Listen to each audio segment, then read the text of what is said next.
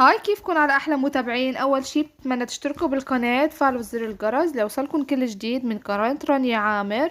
جاية اليوم وجايبت لكم وصفة كتير قوية. بما انه الطقس هلأ جريبات وسعال للاطفال والكبار بنستعملها. يلا بينا نشوف شو بدنا نعمل. جهزت هون عنا كاسة كباية، بدي احط فيها القرنفل، اكيد بيكون موجود بكل بيت او من عند العطار. بدي اشيل هيدي الزهرة يلي بالنص، بدي اشيلها بخليها هيك فارغة، وبحط من حوالي من 5 ل6 حبوب بقلب الكباية، وبحط عليها تقريبا مقدار نص كباية ماي او اقل من نص كباية. بتمنى الكل يجربها، عن جد بتستفادوا عليها، انا عملتها عن تجربة شخصية. هيك اقل من نص كباية تقريبا حطيت. هيدي المية بدي بيتها عندي نهار كامل، يعني من بالليل بنقعهم الصبح بشربون او قبل بنهار كمان.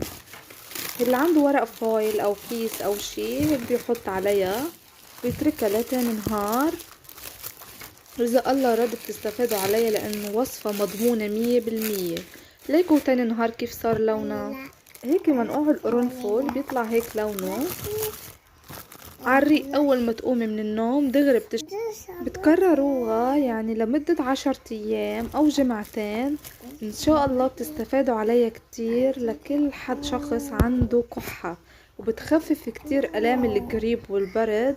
وان شاء الله يكون الفيديو عجبكم. اذا عجبكم الفيديو ما تنسونا باللايك، وان شاء الله بتكونوا استفدتوا مني. باي.